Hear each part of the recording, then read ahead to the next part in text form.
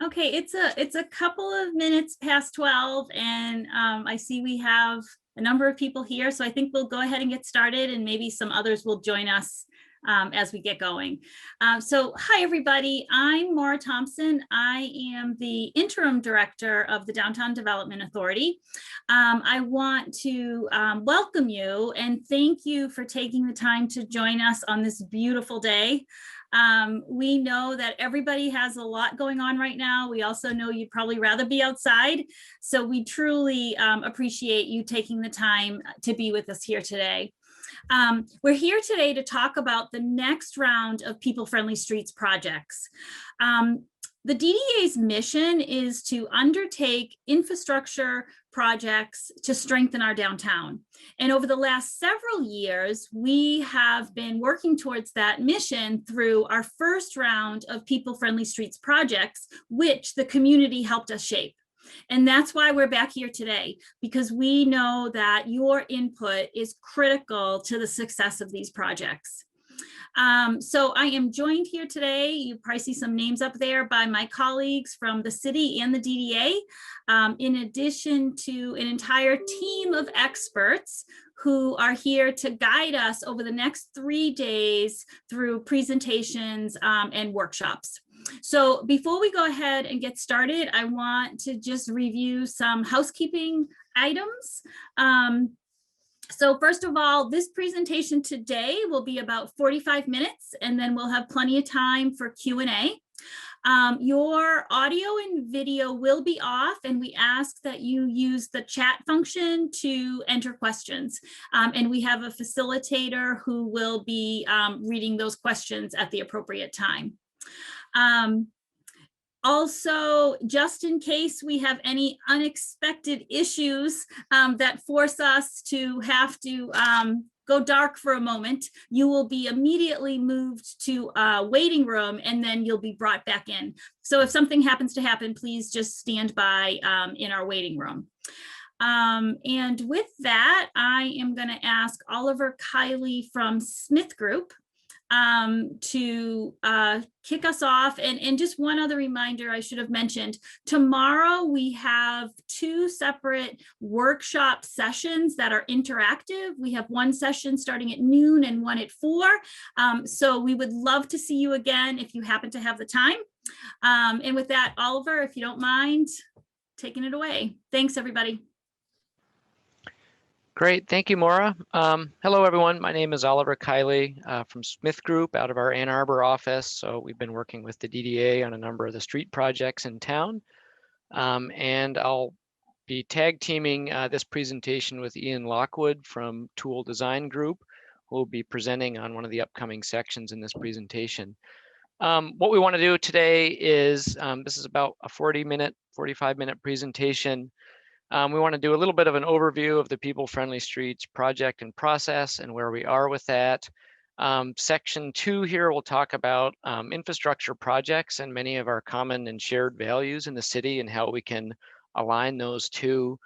Part 3 will talk about some of the trends and things that we're seeing in light of the pandemic and in light of other transportation trends, and what that means for positioning street projects in the future. And then Part 4 is really looking ahead at the kinds of projects that we're looking at in upcoming years, and then we'll dive into some of the details on the workshop schedule for the next few days. Couple quick logistics here too. Maura touched on some of these, but participants can use the chat box in Zoom to ask a question, and we'll plan to go through those questions at the end after the presentation. And as Maura mentioned, if we need to restart the meeting for any reason, or if you get kicked out, you can always rejoin following that same meeting link. So a little bit about the People-Friendly Streets program. This program really takes the idea of putting people at the center of the equation as we think about the downtown streets and how people use the streets, move through the streets, and that the idea that people and all of their diverse needs and diverse opportunities are being considered as part of the equation, and that we're putting equity and the needs of a diverse population front and center in how we make decisions. And so the process, this people-friendly street process that we use as we think about designing streets and what streets can be in the future is really driven by a number of really critical things. The first is prioritizing safety and equity and resilience, and we'll touch more on that throughout this presentation, that our decisions are driven by best practices at each step in the process, that, as Maura mentioned, the DDA and the city have a commitment to public engagement and communication, and that through that collaboration, we can make better projects, and that we always keep in mind and make sure that we're serving vulnerable and marginalized populations, especially those who may not always have a voice at the table, that they need to be engaged in the process as well. Over the next couple of days, there are a lot of people on the city and the DDA and the client and the consultant end that are helping to shepherd this process through. So you'll see many of our names in presentations and in sessions over the next few days. So this big team here, this represents architects, designers, engineers, civil engineers, planners, very broad range of expertise that we're bringing to bear as we look at these different projects. Okay, a few people-friendly street project updates, just to kind of remind everybody of where we've been over the past few years. The 5th and Detroit Street project in the Carytown area. This was completed construction a few years ago, and this was a great example of a project that's really trying to put people first and to rethink about how people move along the street, how they use spaces, how they want to be able to use public space next to commercial uses or next to the market. So this was a very transformational project that really kind of reshaped that whole Carytown area very successfully. Another recent people-friendly streets project was the streetscaping work that was done on Huron Street. And that's really dramatically changed the sense of comfort and safety that people have as they walk along the street. People feel more protected. We've noticed that since this work happened, that there's been a lot more people actually walking along Huron, whereas before people tended to avoid it. So I think that's a really telling sign of how these improvements can help change people's sense of comfort. There are some upcoming improvements to this project, including a full signal down by the YMCA at Huron and Chapin.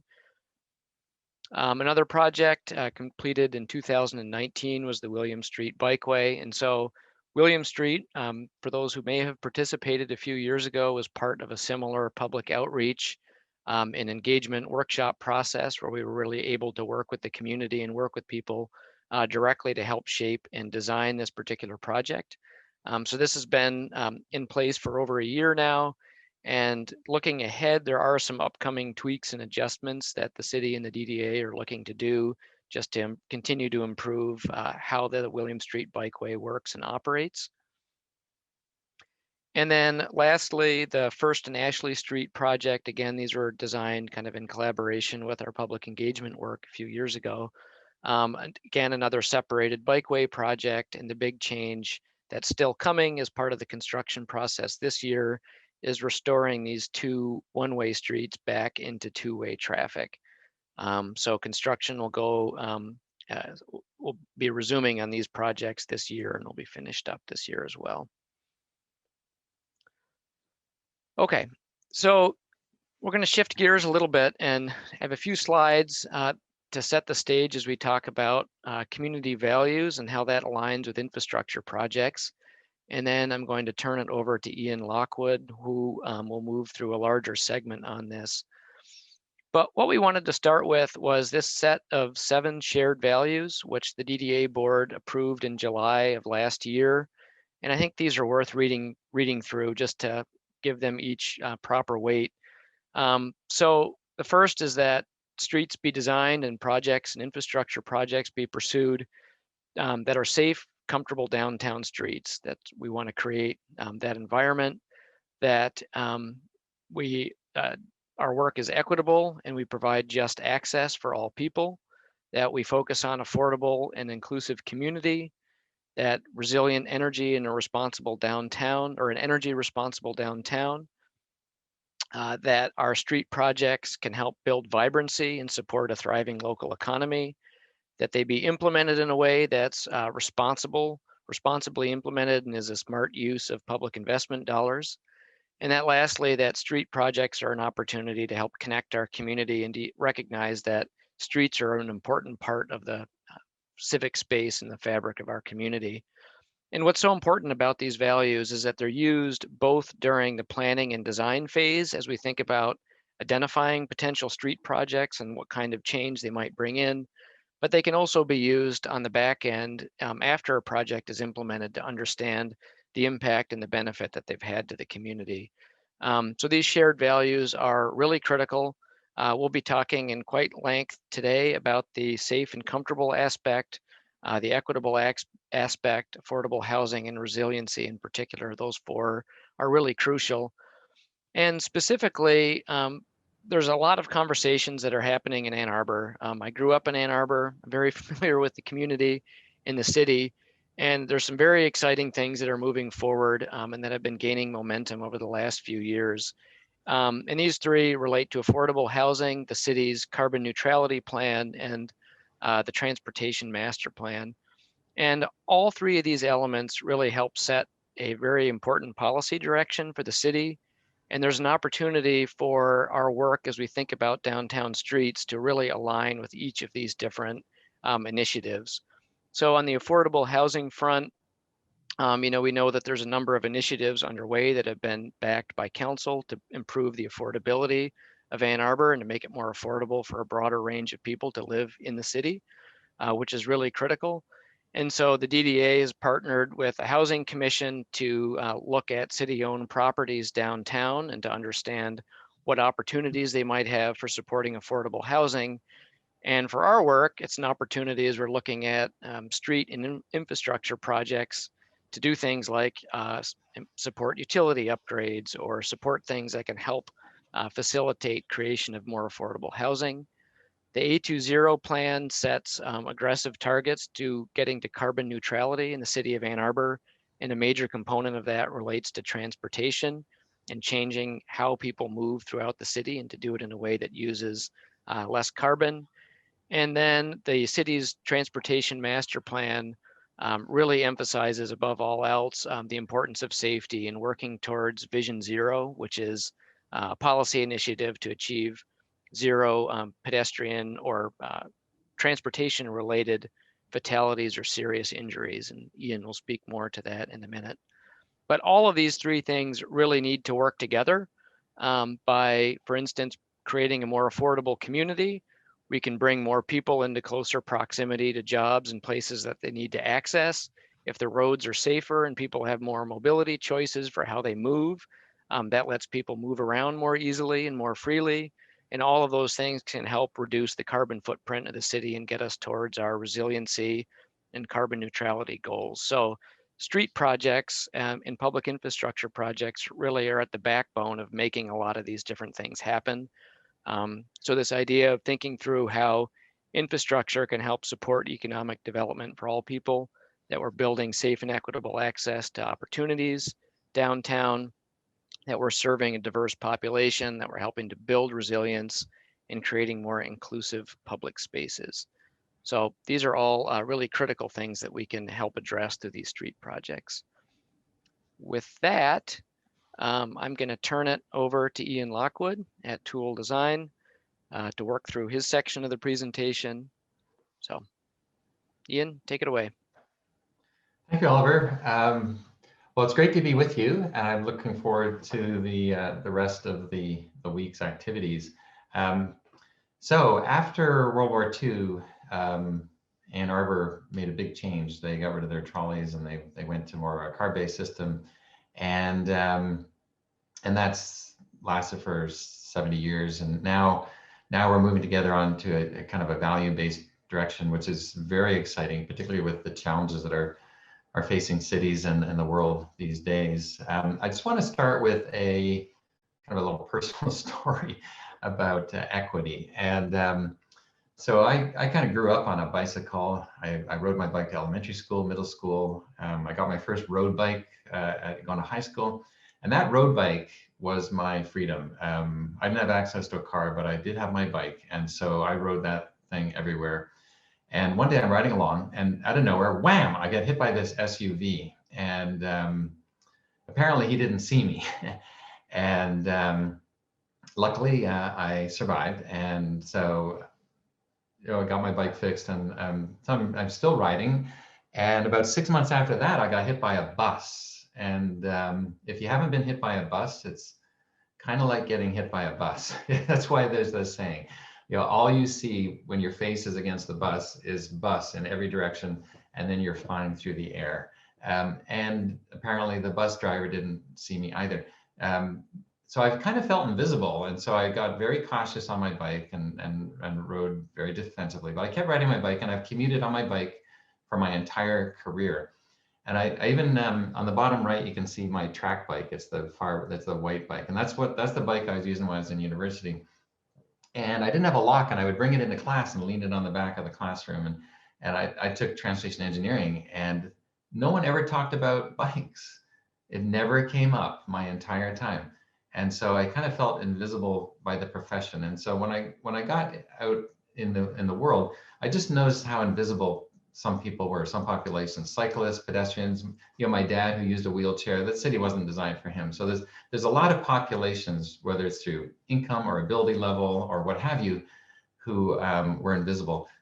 But that's changing. Ethics is changing. Values is changing, and Ann Arbor is changing, and for the better. And so I'm super pleased to be speaking with you today about this. And I just want to start with a little story going back long time ago, when people thought that the Earth was in the center of the solar system, and the planets and the sun revolved around the Earth. And they always tried to forecast the orbits of the planets, but the models got really complicated and it was impossible.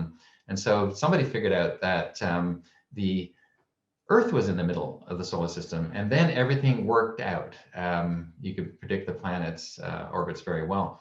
And in my profession, transportation engineering, and designing cities around the automobile and the trucks, that was everything back in the day. And we put level service for motorists ahead of just about every other consideration. And it was complicated. It created a lot of problems, health issues, sprawl, automobile dependency, obesity issues. There's all sorts of problems that got created because of that.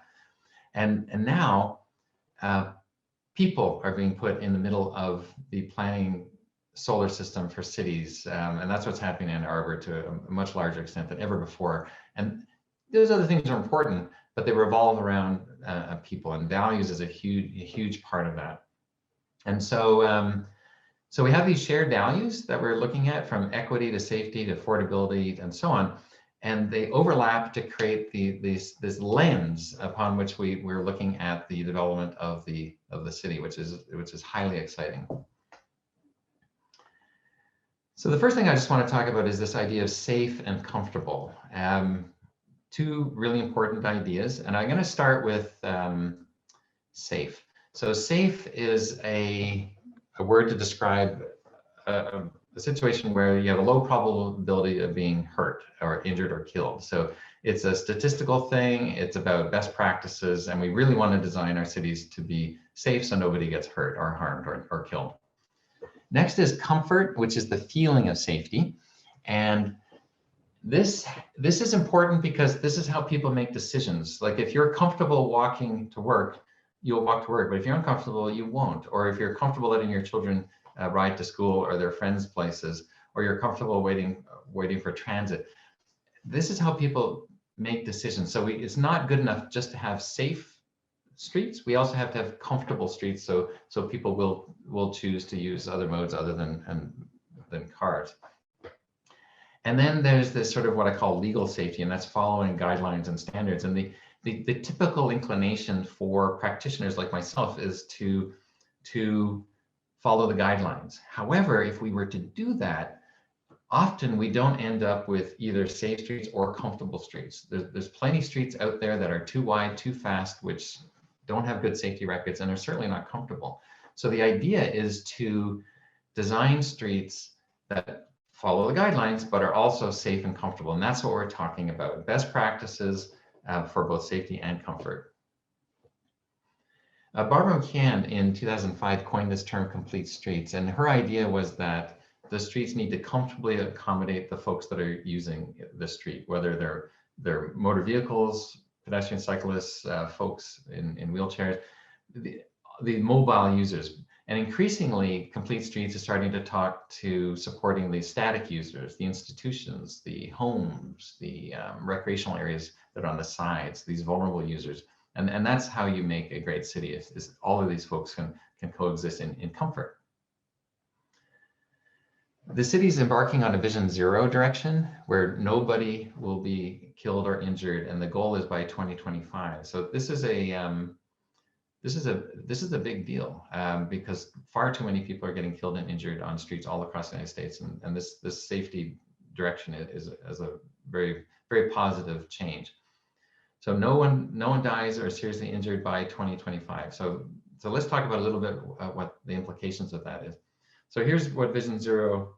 This is the definitions. There's different components to it. Mobility is a right, but crashes are preventable, and humans make mistakes. So we have to allow for mistakes that don't result in injury or death. And so that's the crux of this. And one of the things that the city wants to do is change the default speed limit down to 25 miles an hour in downtowns and local residential streets. That's a very positive move. And because of that, if you go from 30 to 25 miles an hour, instead of 50 out of 100 people getting killed in a crash, 30 out of 100 will get killed if you hit a pedestrian at 25 miles an hour. So that's the idea. However, it doesn't get us to zero, does it? So what if we were to go to 20? Then the results would be different. Only 5 out of 100 people would get killed. Next slide. And there's the city of London, England. It has about 75 people for every 1 person in Ann Arbor, and their center of the city is now going towards 20 miles per hour. It's about 15 miles across London, and it's about 5 miles across Ann Arbor. And so it's a bigger, more populated city, but they are thinking about going, well, they have, all that green area is 20 miles an hour, and they're thinking about changing the blue area to 20 miles an hour as well. Next slide. This is how big Ann Arbor is. So let's consider 20 miles an hour. That's the bottom line.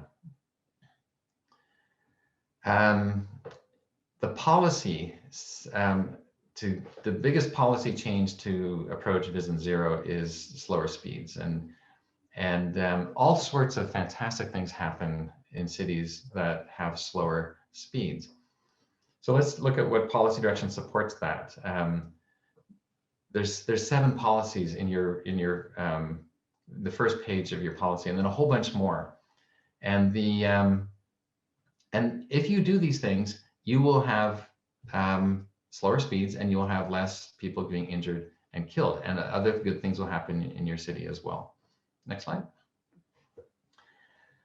The key to a lot of what you hear about happening in Copenhagen, Portland, and London, and Paris, and so forth is dealing with speed. And you've already identified that as one of these dangerous behaviors, and that's really important. It's not just the speed limit, but it's the actual speed needs to come down, the design speeds and the target speeds. And if you do that, then these good things will happen. Next slide. And you've got lots of good ways to change even your larger streets to be calmer and safer places. And there's a whole list of them. I won't go through them, but you've got the tools in your toolbox now to make a difference. And with slower speeds, not only it helps with reducing crash rates and severity, but it helps, economically, it helps health-wise, reduces noise. There's all sorts of really fantastic outcomes with getting yourself off speed. And I would suggest that this reducing speed is probably the most important thing you can do to achieve a lot of your policy direction. The other thing that you're undertaking is reducing your vehicle miles traveled by at least 50% is what it says in your policies by 2030. And this too is a really enlightened and worthwhile thing to do. It too does a lot of good things. It reduces pollution levels. It results in more active transportation, more people walking, better health outcomes. There's all sorts of good things that can come out of reducing car dependency and vehicle miles traveled. I just wanted to show you this slide. This is a little city in Texas, and they had very low VMT, but it's necessary to create a great city, but it's not sufficient. You need other things like clearly, in this case, vibrancy and economic development, investment, and these sorts of things are missing. So lowering VMT is just one thing, but there's other aspects to city making to make successful cities. And we'll come back to this city in a few minutes.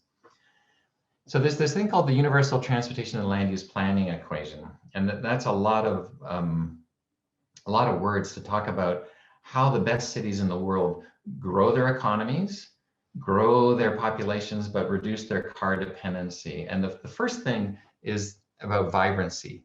The best cities in the world want to increase their shopping trips, their recreation trips, their educational trips, their cultural trips, their working trips.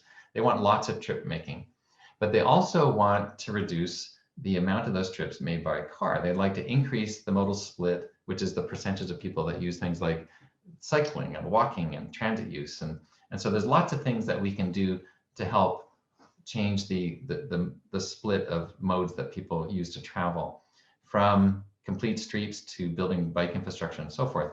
And if you do that, then you can actually reduce your vehicle miles traveled. But there's more to it than that. There's a land use component, and that's about reducing the trip length so that things are more within proximity of where you live and where you work, so that you're more likely to walk and you're more likely to use your bike, and transit's more effective. So there's lots of ways to reduce average trip length. And this equation is this planning equation that kind of ties things all together. And that's how the best cities reduce their car dependency while achieving quality of life benefits and social benefits and economic benefits. So it aligns with your public policy very well about reducing your automobile dependency, increasing your vibrancy, and reducing your trip lengths. And we'll go into that in a bit more detail. So it's an integrated metric that combines a lot of land use thinking and transportation thinking at the same time. And so your city is kind of on the forefront of that. And what it replaces in a lot of ways is what's called level of service for motorists during peak hour. And quite often when your city gets busy, and if you measure level service for impacts, you can't build in the city. So people build outside the city, which causes sprawl and more automobile dependence. Also often levels of service for motorists become an obstacle for good projects. Like if you wanted to do a transit system or something, you have to make the streets whole for the motorists first. And this allows, by going to more VMT, it allows you to do the right things to, for your economy and for the environment. So by moving away from DOT, we don't reward the longer trips or all that land and all that energy that goes into car dependency, and we get higher and better safety outcomes. So level of service is an operational metric, and we're really moving towards these values. And these are great values, and they align really well with this this planning equation. From a safety perspective, there's a lot of overlap. From equity, which is super important, tons of overlap. Affordability, it's very expensive to build car-dependent sprawl. It's much more affordable to do land use and transportation planning. It helps with resilience and climate change, reduce carbon footprints. It helps the economy because cities were designed to bring people together for the exchange of services and goods and entertainment and education. So by doing what you're doing, you will help your economy. It's also the right thing to do. Doing responsible design and implementation on the right things will get you to where you're heading. And then this idea of the streets as civic space is very important.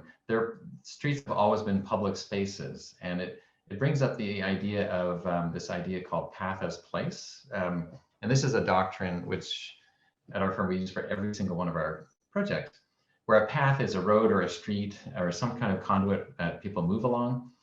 And the place is some defined area within a city or a district or a downtown or some kind of place.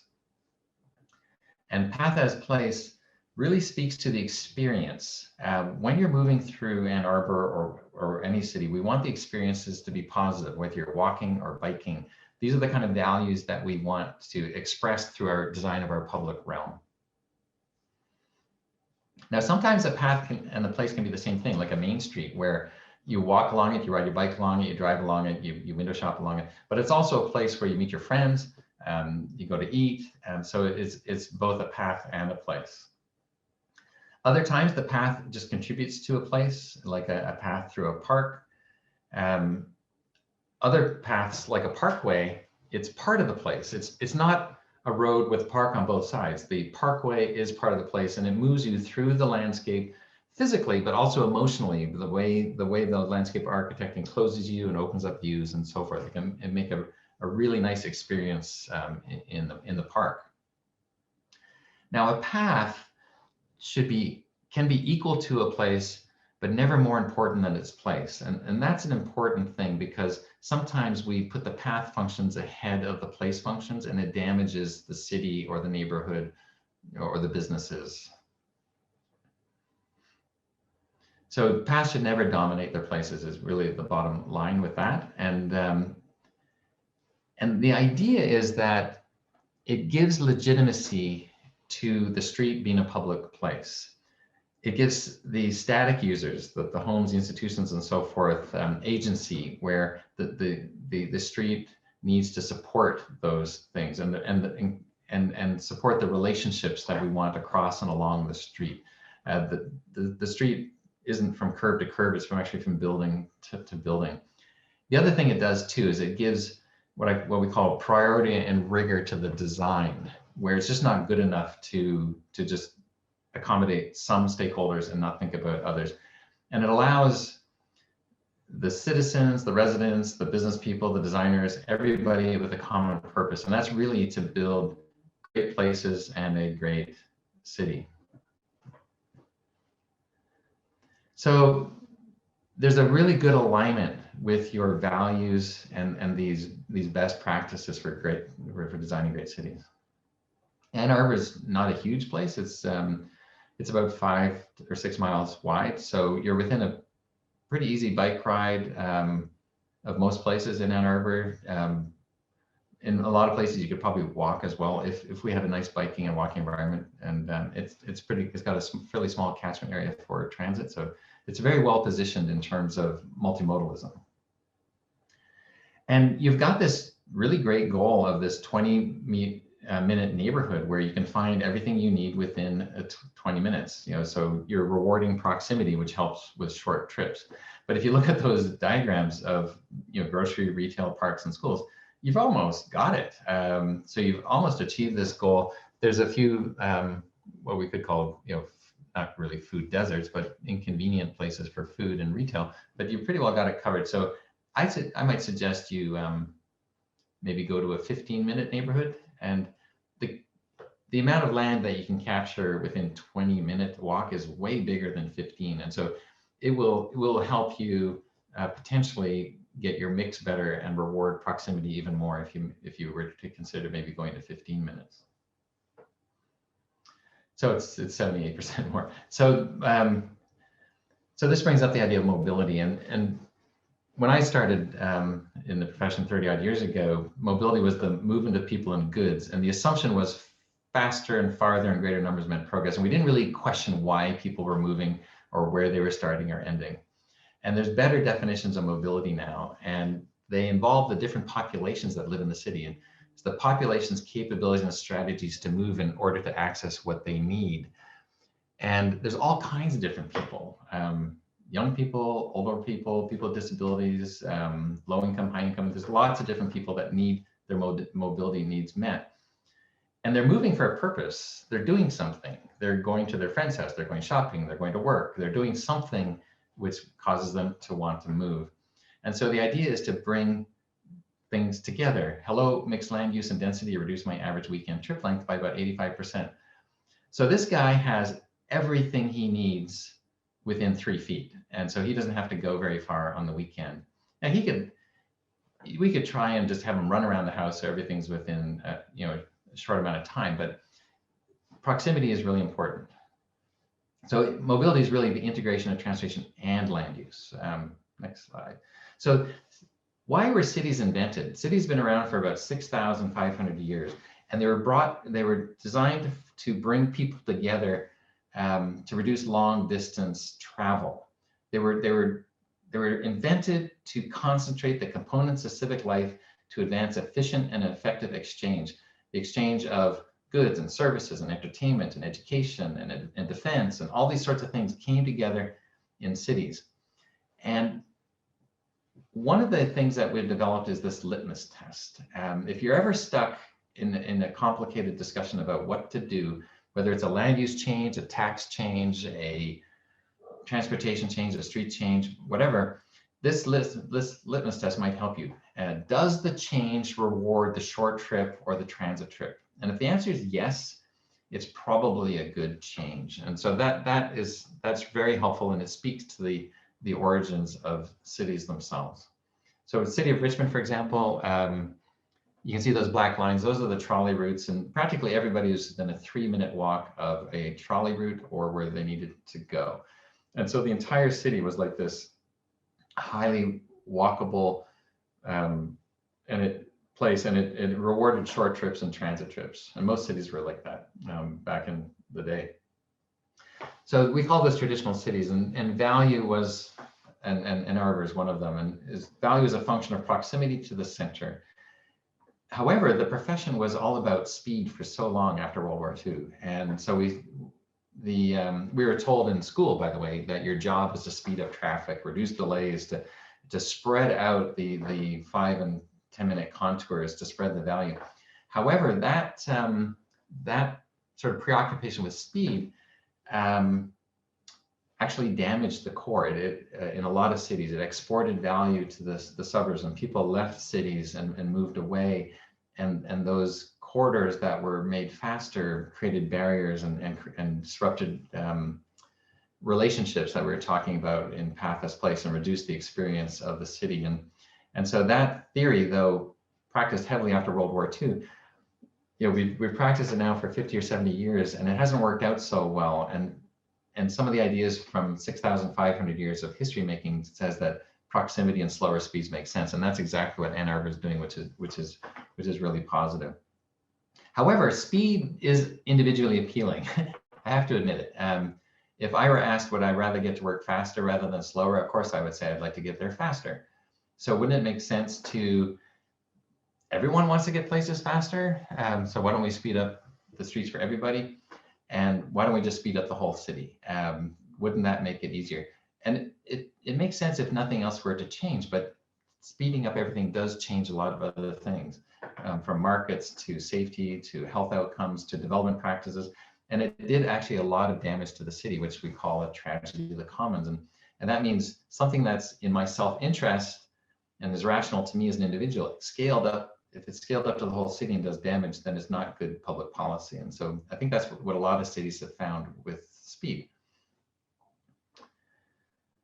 So one of the things that we just need to be careful about is how we interpret this, this goal about moving people and goods efficiently.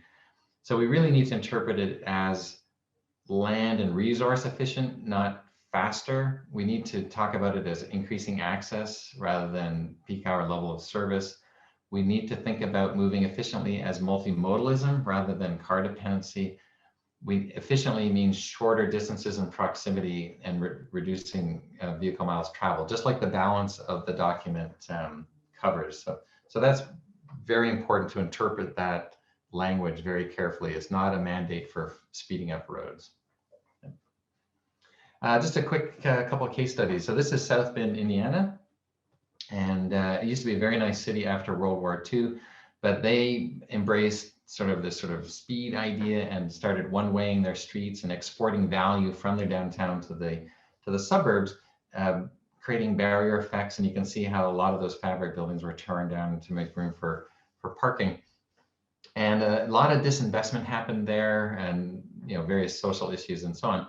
And we were asked, hey, can you come and help breathe life back into our downtown? This is Main Street, by the way. It's a 4-lane, one-way state truck route, which is the main street. There's the sister street, which is the 4 lanes going the other way along the waterfront. You're walking right next to a high-speed travel lane with big, tall lights right in the sidewalk. So not a very comfortable place to be. And so we learned about people's values, like what you're talking about with your shared values, and we applied them to the street network. We just redrew it and express the values of the community in the designs of the streets. And you'll see some of the before and after. So this is a before picture, and this is the after picture, where it's now a two-lane, two-way street with separate bike facilities, walking, street trees. And jobs and investment and restaurants and so forth started repopulating the downtown by purposely slowing down the streets and making an increasing access for all modes of transportation.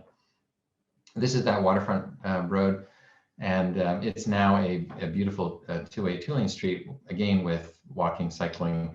And if you look on the left, you see that building under construction and desired investment. $100 million of investment came to this place before the ribbon was cut on this project. And so that's the sort of outcomes we want, where it attracts people, investment, different types of housing, that kind of thing is what makes cities better. And this South Bend effort propelled a guy named Pete Buttigieg into the national spotlight. And now he's actually the Secretary of Transportation for the whole country. Next. This is what we were thinking of doing on the waterfront. This is part of that one-way 4-lane street.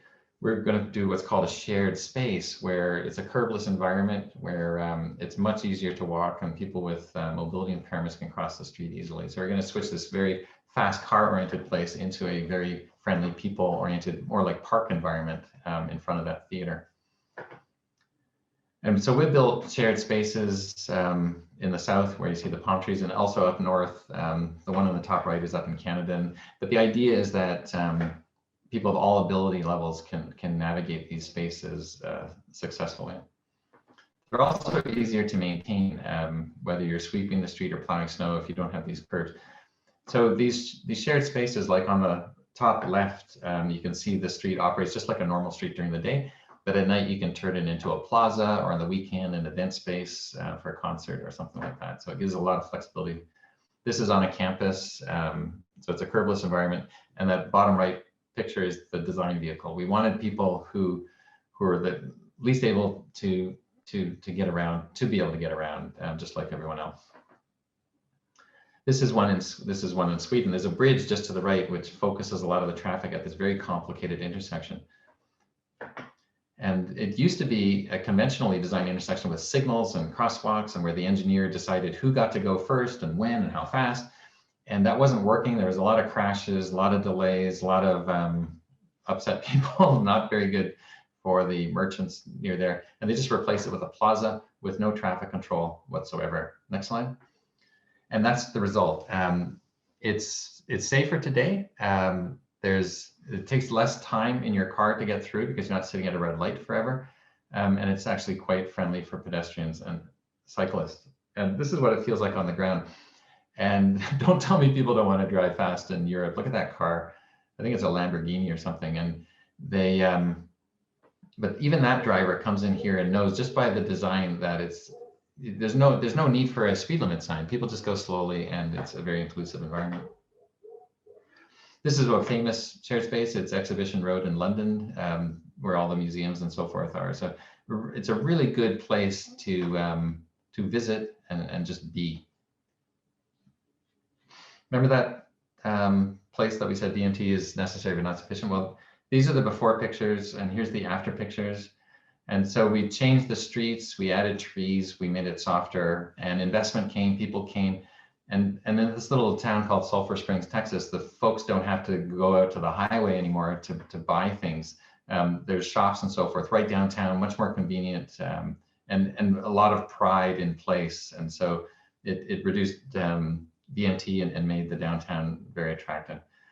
This young lady getting married on the right was walking down the main street with the city manager and was wondering where she could get married. She was looking for a venue. And then she just stopped in the street and said, I want to get married right here.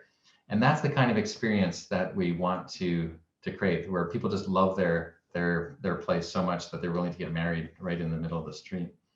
This is the square at the end of the street, and it too got replaced, excuse me, with a nicer design. There's a one-way state truck route around this square, and we worked with the Texas DOT and the stakeholders, and we restored two-way operations on all the streets. made them out of brick, and the streets are actually flush. And so if you're in a wheelchair, you have a hip issue or something like that, you can get around nicely. And people picnic here. There's a big farmers market now that's grown up. We're on the former parking lot. There's concerts. There's giant events now, and because the streets are flush, you can expand the space from building to building easily by closing the street to cars. There's this old monument that the vets put, and they had nowhere to put it, so they put it in the middle of the parking lot. So when we were redesigning the space, we removed him and we brought him back. We gave him a really dignified place in this new square, and now the vets have a really cool place to remember their friends and so on.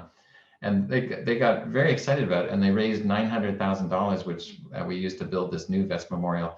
And the name of every single soldier, sailor, Marine, and everybody is on these walls from the county. And there's a guy looking up one of his friends on the wall.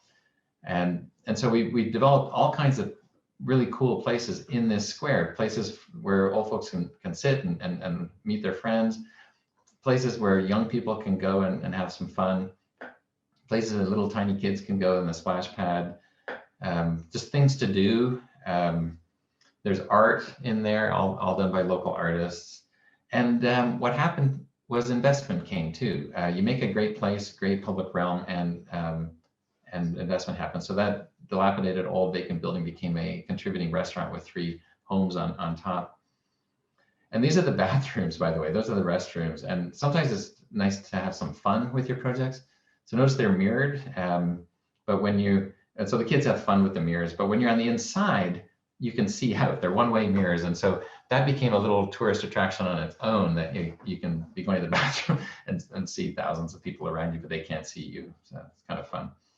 And all of that took place within a small area that's smaller than the footprint of just the building for the Walmart that was built on the highway bypass just outside of town, which originally destroyed the economy of the downtown. And so it's really great with community values and placemaking and so on. You can make a big difference to the quality of life. And so here's an event at the square, and I just circled the folks that I could see with mobility impairments, and the entire place is designed to be accessible for everybody, and it's just the right thing to do. And these are what we call free range kids.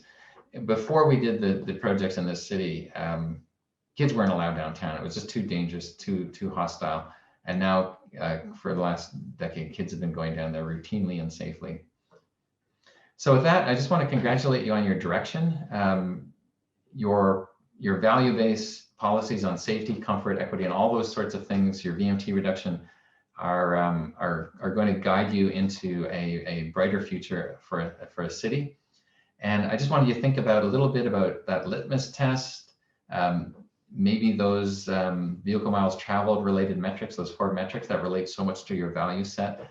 Maybe raise the bar a little bit from 20 minutes to a 15-minute city, and just really beware of that kind of level of service, pro-speed thinking that might undermine the balance of your values. So that I just want to say thank you, and I look forward to working with you on the rest of the week. Thanks.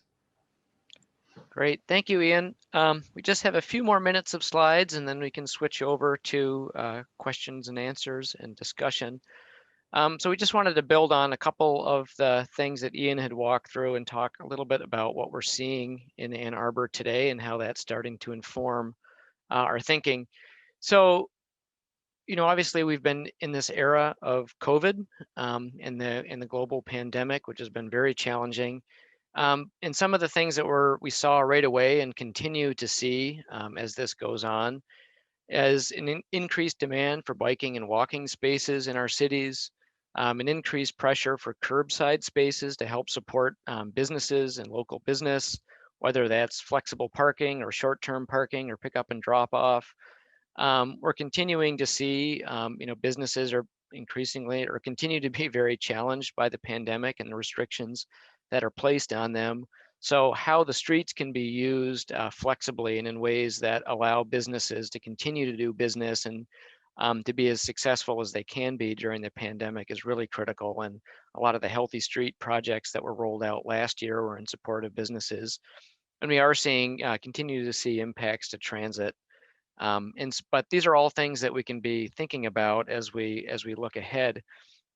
One of the things too, and this is a big uncertainty, but over the last year, patterns of how people have moved to work between destinations have dramatically changed. Traffic volumes still tend to be down lower than they were. In some areas, they're back up to where they were. But there's not really any clarity or certainty around when traffic volumes and travel patterns will get back to where they were, if ever. A lot of businesses across the country are really preparing for long-term changes in how people's work patterns are. And the amount of people working from home is going to probably be a permanent shift. So all that is to say, that we need to acknowledge that patterns are changing and that there's a great deal of uncertainty around this. But some of the things that we do know, and this is going back to the safety equation, this was looking at kind of concentrations of vulnerable user and then also fatal and serious injury crashes from 2014 to 2018 for collected data. We know where these intersections are, and we can address that through projects that can improve safety for all modes of travel, whether you're walking, driving, biking, or riding the bus. And then the question around equities continues to be very critical to Ann Arbor and how it can become a more affordable and inclusive community. So thinking through, how are people getting to the downtown? What roads and routes help support people to get downtown in a safe manner? People that don't have an access to a vehicle, how are they getting to downtown? What are people's transportation expenses like? We need to be thinking about that and how our street projects can help improve access for people. Another critical thing too is, over the past, many years, there's been a lot of focus on building sort of conventional bike lanes. And while that has helped to create, more comfortable facilities, for some people, it has not created comfortable facilities for the majority of people. So you see on the left, the 7 and 5%, the strong and fearless, or the enthused and confident. Those tend to be, 12 to 15% of the population that's comfortable riding their bike on a major road with bike lanes. But we know through surveying that there's a large majority of people, or a majority of people that would be more comfortable riding on separated facilities. So in order to support those mode shifts and the reduction in vehicle miles traveled that Ian was speaking about, we really need to design facilities that aren't just safe, but that they're actually comfortable so that people make the decision to change their pattern and to change their way of accessing locations.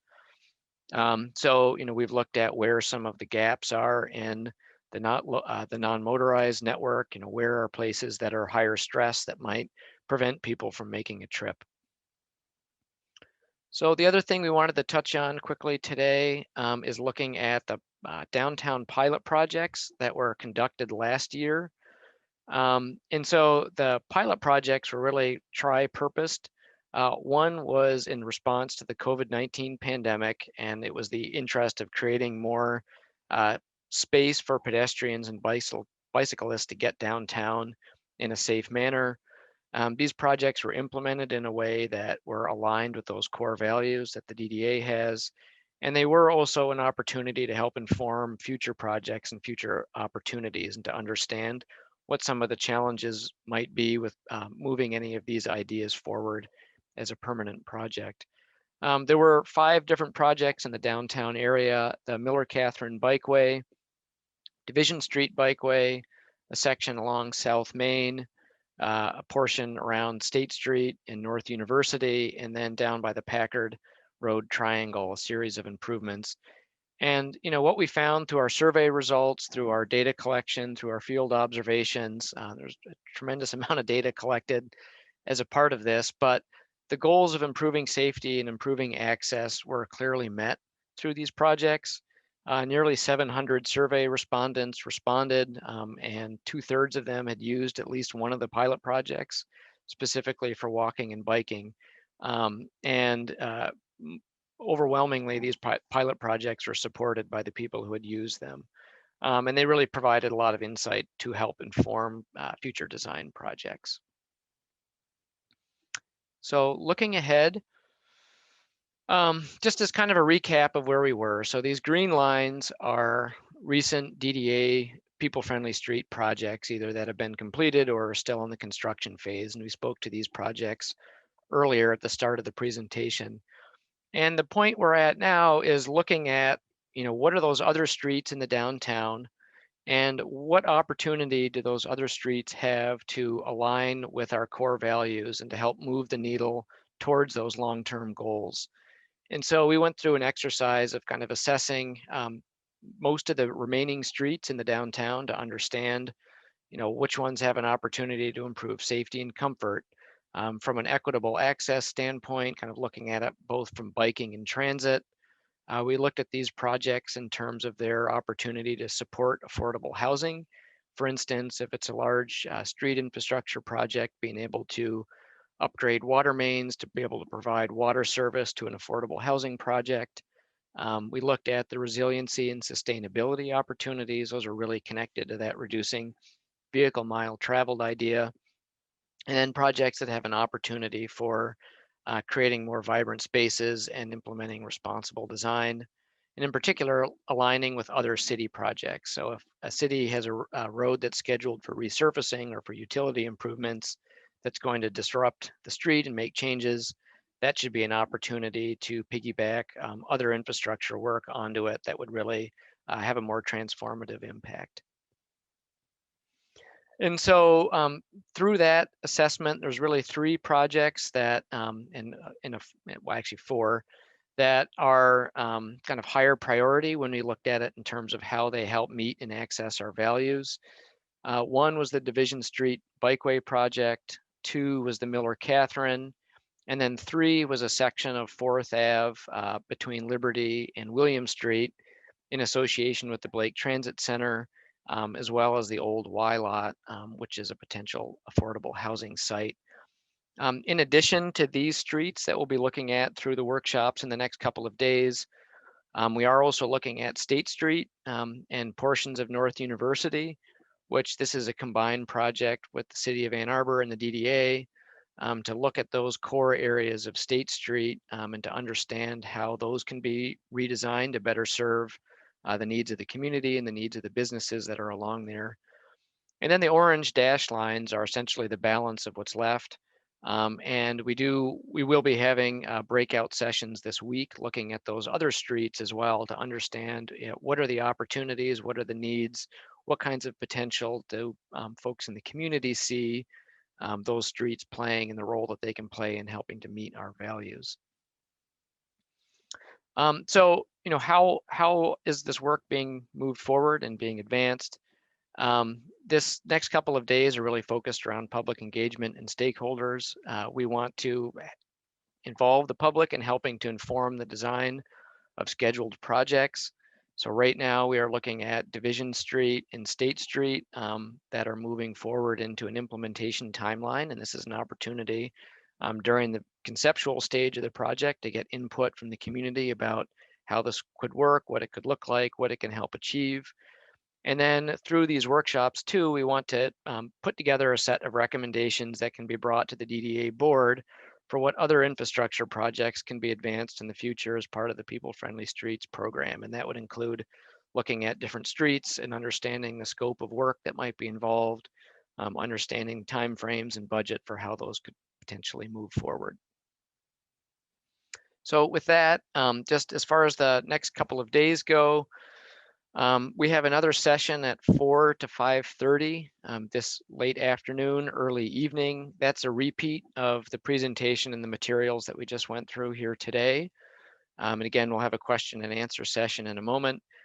Tomorrow is really the day to kind of roll up the sleeves with the community. There's 2 session times, 12 o'clock to 2, and then from 4 to 6, where for each of these projects that we've talked through that are listed here, we're going to have separate breakout rooms where we'll have virtual whiteboards with materials, plan drawings, conceptual sketches, example imagery, And we'll be having smaller group discussions with participants, anyone from the public that wants to join in on those sessions. And we can really engage in a dialogue with all of you and look at materials and talk about exactly what could go in the design and how those designs can be better informed by all of your collective input. And then on day 3, that early afternoon, we'll be doing kind of a report out session to say, here's everything that we've heard and discussed over the last few days. Here's how that's shaping up into some clear ideas, or at least a direction or a set of recommendations for how the projects could move forward. And we'll be sharing that back out with the public. And then kind of over the course of all 3 of these days, there's smaller stakeholders discussions that are occurring as well to get input in more specific locations. So with that, I just want to thank everybody for coming. We can switch over to questions and answers here in a moment. If you need to run or you want to get back in touch with our team, you can contact Amber Miller at the DDA at her email address, which is amiller@a2dda.org. You can also go to the peoplefriendlystreets.org website, and there's a new projects page that includes additional information about these presentations. I'll note too that a recording of these presentations will be posted to the website too. So if you know somebody that missed it and you want to catch them back up to speed, those will be available sometime soon as well, so that you can view those at your leisure. So with that, I'm going to close down the presentation screen here, and we can turn it over to questions. Addie Weber at Tool Design Group will help read off some questions, and we can field those out to our team to be answered. Great. So again, Addie Weber with Tool Design. We've had a couple of questions come in. I'm sure there'll be more as we go through, but again, if you have a question, feel free to post it in the chat and we will direct it to the right person. So the first question is from Brooks. Have you considered the potential impact to the tree line path? And I'm going to just think that's just a general comment. Yeah, and I'm happy to jump in and answer that. You know, we were fortunate to have worked with the city years ago on putting the tree line master plan together as well. So we're very up to speed on kind of that alignment and where that conversation is going. The First Street Bikeway, a section of that between William Street and Liberty, that's kind of a coincident section with the main alignment of the tree line. And we actually had discussions through the design of that when it came down to materials and how that would all work. With the Tree Line Conservancy and folks at the city that are working on the tree line project. And so we also envision that the First Street Bikeway, as that gets opened up, the majority of that can be kind of an interim connection as we wait for additional main alignment sections of the tree line trail to get advanced. So definitely looking at that and considering that through all of our work downtown. Great. This might be one for Ian, but let me know. This is from Rebecca, returning traffic patterns. I'm curious why we're concerned with whether traffic will return, since one of Ann Arbor's goals is to reduce car trips. I think this is an excellent question. Yeah, that's yeah, we're always concerned if the traffic would increase again, and obviously we're hoping it won't. We would like to see different types of traffic though happen. We would like to see different land use patterns happen, but anytime we can reduce our car use and car dependency, I think it's a positive thing. But I think for the downtown, we're probably going to see less people working in offices and more from home. In some cities, they're actually repurposing their offices into housing and that kind of thing. And so there's going to be a shuffle of land use patterns and the way people move. I'm really encouraged with how many people walk and bike, that kind of thing, and those are the sorts of trends we want to keep encouraging, you know, to fulfill those goals that we went through. So yeah, we are concerned about it. We're not championing it though. We anticipate lots of different related changes. Just one thing to add to that too, that you know, as we've spoken to the business community in town, and they've talked about, you know, the healthy streets, commercial street closures that occurred in the downtown last year to kind of let businesses spill out into the street, you know, almost without exception, those business communities have said, you know, even when the pandemic's over, we still want to be able to do this, right? And I think it's been this interesting recognition that, okay, you know, always having to accommodate traffic through here may not be the highest and best use when we're talking about building place and those kinds of things that Ian was speaking to in terms of creating activity and bringing people together. Because at the end of the day, you know, you're bringing people to the downtown to support the business. And if there's a way to do that, that can make an even bigger impact, that's something we definitely want to be thinking through. Thanks, Oliver. So this is more of a comment, as we don't really, and I can address this. It says, I'm a big fan of Durham's transit equity campaign, especially how they've built partnerships across racial and economic differences. Are there elements of this in the plan, potential to expand upon equity needs? And they provided us a link to bikedurham.org. I don't know if anybody wants to speak on this. I think it's a great link and one that we can kind of dig deeper in and how they align. I think that is excellent. So the next question, let's see, comes from Rachel. When considering the improvements to the downtown accessibility, are ways in and out of Ann Arbor being discussed as well? For example, during normal times, there's a huge buildup of traffic on the Broadway Bridge and Plymouth Road and Pontiac Trail and Barton of people trying to get to the M14. Are these outside bottlenecks part of the equations? I don't know if Ian, you want to take this one, or Oliver? Yeah, I can mention it too. And I don't know if Raymond Hess from the city may want to chime in on this too, although I think he might be. Maybe I can unmute him if you wanted to chime in. You know, I think through this work explicitly, we're not kind of tasked with assessing or analyzing those roads on the outside. But I do think that is an important part of our thinking. You know, as we were looking at the kind of safety equation in the town, you know, there's a recognition that if, you know, the Vision Zero isn't just for creating a safer environment downtown, it needs to be creating a safer environment across the entire city. And so one of the things to be balancing is, you know, what Ian was speaking to about bringing down vehicle speeds and redesigning roads to be slower. And oftentimes we found that when roads are designed to be slower and people move slower, they get less agitated about being stuck in what they perceive as congestion or traffic. It kind of changes the whole tempo and character of the road. People start traveling a little bit slower. But I don't know, Raymond, if you wanted to speak to anything specific or if Ian wanted to add on.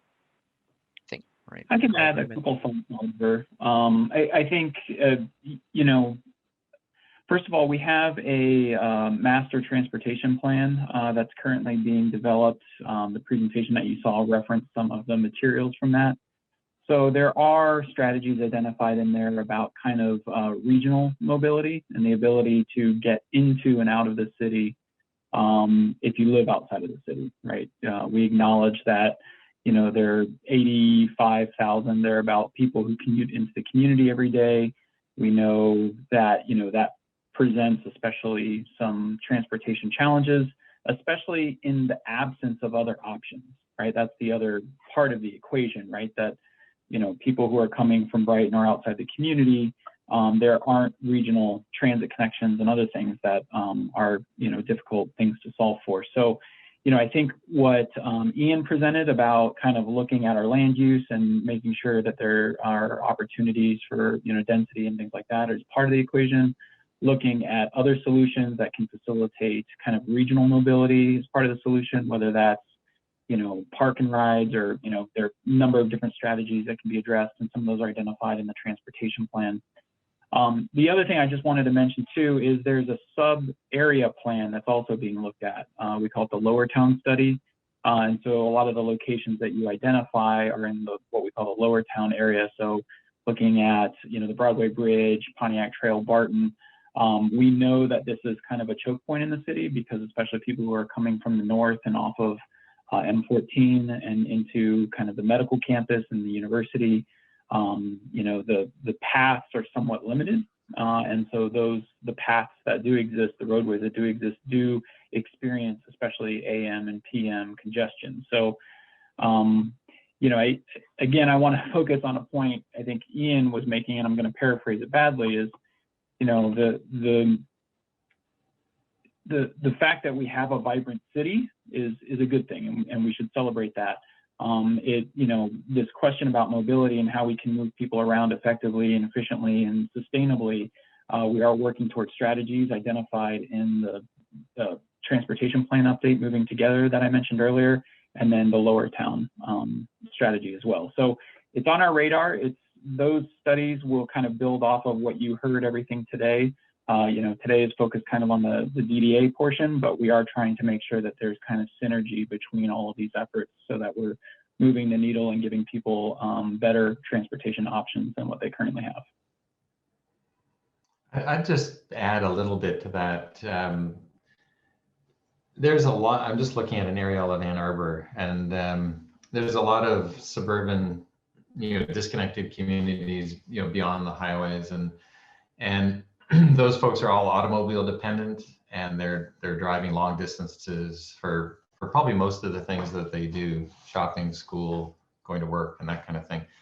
And trying to solve their congestion problems through road widening is not sustainable, and it actually damages the city. It's really expensive as well. A lot of the taxes from the urban areas go to suburban areas to help subsidize their transportation choices and their low density land use patterns. So it's really expensive to try and build one's way out of that congestion, and probably not feasible in the long run because it's not sustainable. And so we're going to have to start thinking about how to do the things that Raymond was saying about change their behaviors, park and rides, these sorts of things, so that they can have access to their, you know, employment and other things downtown. But I think the expectation to be able to live far away and drive in a completely subsidized and high level service pattern during peak hours is unrealistic in the long run and counter to the policies of the city. So it's a tough issue to solve, you know, financially, so forth, and property rights. Hopefully the suburbs will be able to change their land uses so that a lot of things that they need on a daily and weekly basis can be provided locally as well, so they don't have to travel as far.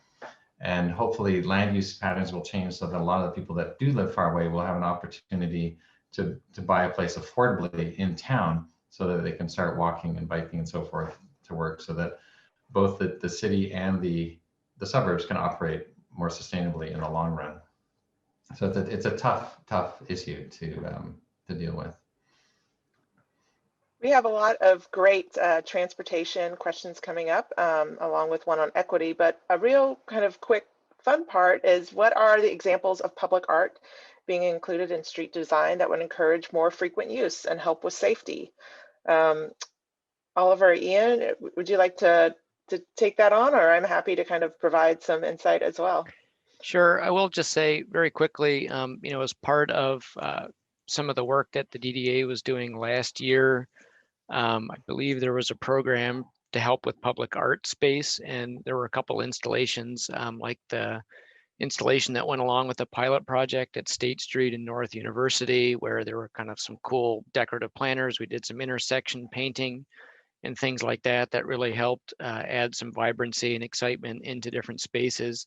I think, you know, the general approach that we've kind of been taking in the street design work is to think about how the street design can build canvas in a way for public artwork, not necessarily that we in our design work are designing the artwork or selecting pieces, but that we're creating spaces and opportunity and kind of actively thinking about how we can build that in and create space for it. Yeah, I'd like to add a little bit too. I think adding art in all kinds of different forms is really important, whether it's in the paving patterns or if it's sculpture or those sorts of things, even murals on blank walls. But I'd also like to think about just the artful design of the streets themselves, so that they marry with the buildings. So you get this great composition of the space, so that when people use the streets, that it's almost an emotional thing. Like they just feel at ease with their environment, whether they're walking or bike riding, taking transit or driving. So that's we call a great street, where all the components are designed artfully. And I think this staff and this team are really committed to that kind of level of design. Great. So building on Lynn's question about equity, attention to underserved populations and equity as a value were mentioned. How is this happening, and how are the populations being engaged? I'm guessing these workshops aren't the only way you're gathering public engagement. Yep, I'm happy to speak to that. So 2 other main things that we're doing right now, kind of concurrent with these workshops. One is that we've been working very closely with the Ann Arbor Housing Commission throughout this whole process of looking at these streets and understanding their relationship to potential affordable housing sites. But more specifically, as it relates to engagement, we're putting together a paper survey and partnering with the Housing Commission to actually get that distributed to a lot of their tenants and residents, so that and there's some incentives that are being tied to that to help encourage people to fill those out.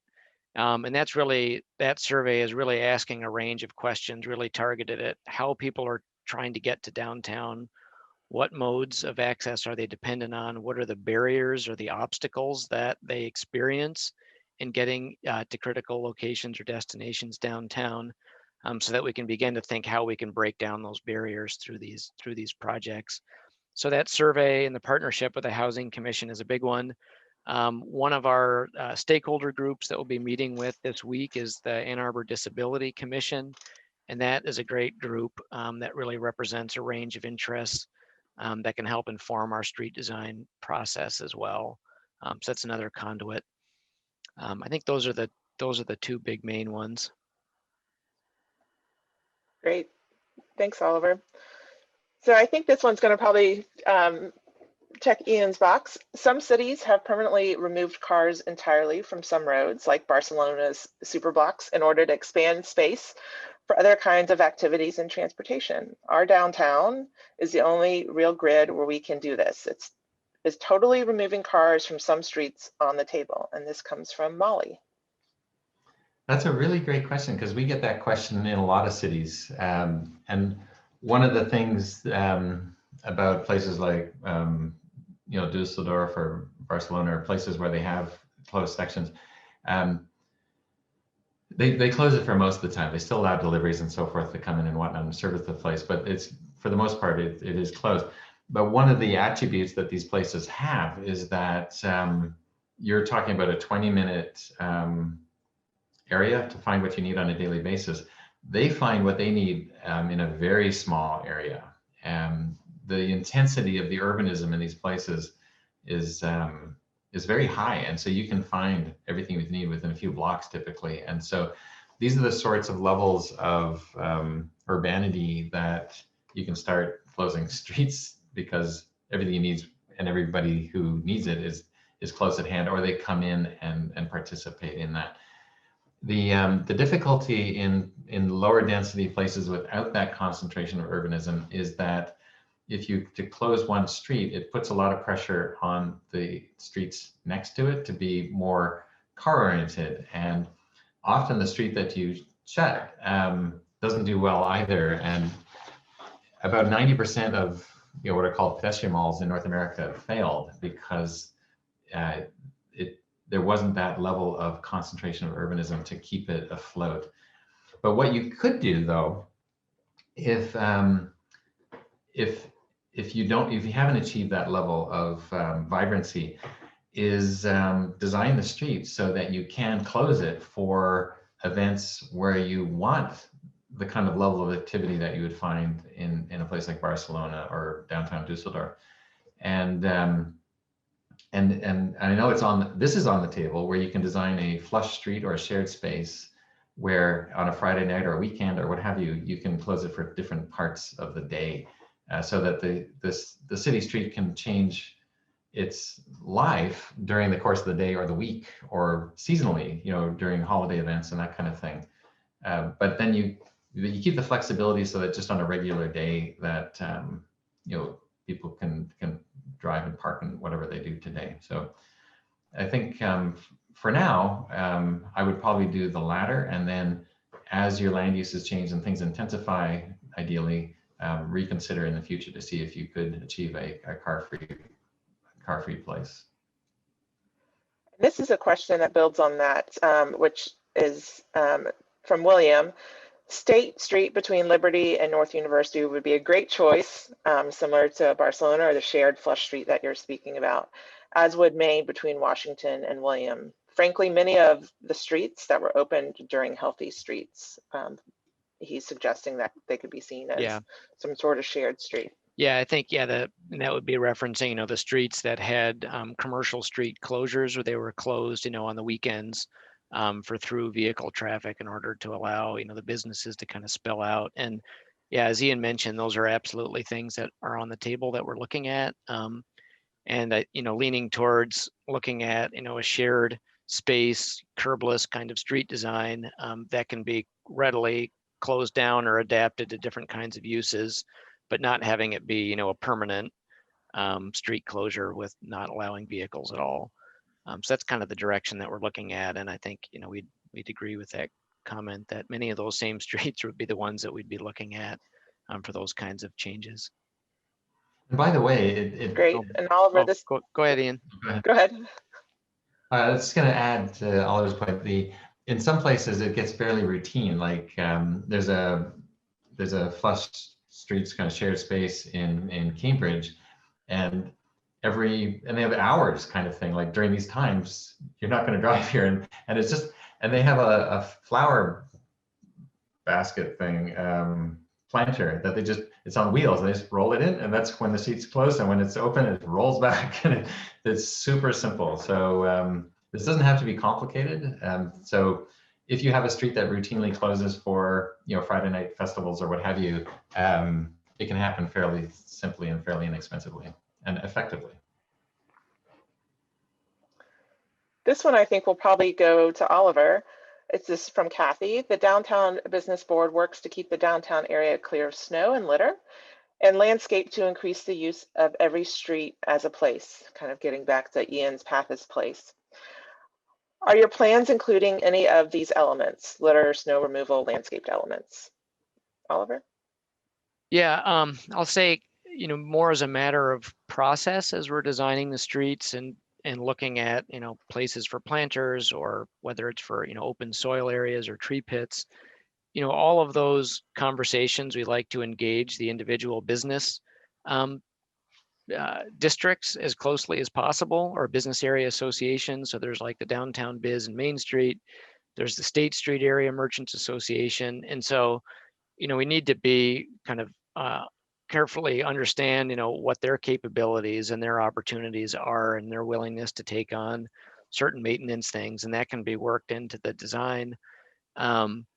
Generally speaking, though, the construction projects do have, maintenance contracts usually attached to them for a series of years. I think it's typically 3 years to get plants and things established. So, those are all things kind of in the maintenance and the operations of the street that are part of those design discussions. So. Can I add something, Addie? Sure. We're running. Go ahead. So some of the designs that are on the table actually help with the maintenance. For example, a street without curbs is a lot easier to plow than a street with curbs. So just simple stuff like that helps, and even sweeping streets. There's ways of draining streets now where the drainage channel is between the parking, the row of parked cars, and the moving travel lane. And so any litter and grit and stuff migrates to a place where it can get picked up by the sweeper instead of behind the parked cars. And so just little changes in design can actually kind of help with the maintenance as well. Great point. So I know we're running up on time. We've got 3 questions. The first one will go to Ian. This is from Kathy. The increasing percentage of trucks and SUVs with high profile front ends, plus delivery vehicles are a growing risk to pedestrians and cyclists. What actions are being taken to improve safety given the more dangerous vehicle mix? Is any speed safe for an F-350 in a pedestrian crash? Yeah, it always boggles my mind that somebody needs a 3-ton vehicle to move a 120-pound person around town. I think some of these things are have to do with things like gas taxes and other sorts of things, and are a little bit out of our control. But there's only one thing worse than an F-350 coming down your street, but one that's speeding, or going too quick. So we'd like them all to behave, but I think that we really need to start thinking on a kind of a national level about this giant fleet that we're encouraging through kind of wrong-headed, gas policies and other policies. I think, the points Ian spoke to earlier in the presentation too about just bringing down speeds, particularly in areas where there's a lot of pedestrian traffic. I mean, that's absolutely essential. So, I don't know if we're going to be able to change, anything about the vehicles that people are buying right now, but we can, through the design of the roadways, affect people's behaviors and encourage people to slow down, and to make it feel like, this is a 20-mile-an-hour road, not a 35-mile-an-hour road when people are in the downtown environment. Great. And two last questions. I'll say them together. So the first one is from William again. Is restoring division to two-way on the table? A protected bikeway, as discussed, would obviously help, but the fact that it is being one way and downhill really makes it feel like a thoroughway and therefore hostile to all. I realize connection to the Broadway Bridge would involve some creativity. And the second part of that question is, or second question is from Rachel, are adding public restrooms in this discussion?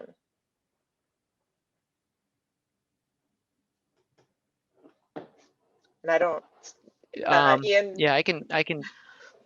Oh, I can Go step ahead, in Oliver. on the division two-way thing. Yeah, the Division Street, is in a two-way pair with Fifth Ave. I think that's certainly something that we can ask questions about and want to get feedback on. That's discussion has been brought up many times in the past about whether that switch back to restoring a two-way street makes sense, and kind of when would that make sense. As the question points out, there are a lot of major infrastructure complications associated with that switch up around the Broadway Bridge area, but that's certainly not something that can't be changed in the future. So I think we can have that discussion and get input on that, although the Division Street project that's being looked at to be implemented later this year would not be looking to do a two-way restoration right now, but certainly getting input on that would be open and welcome.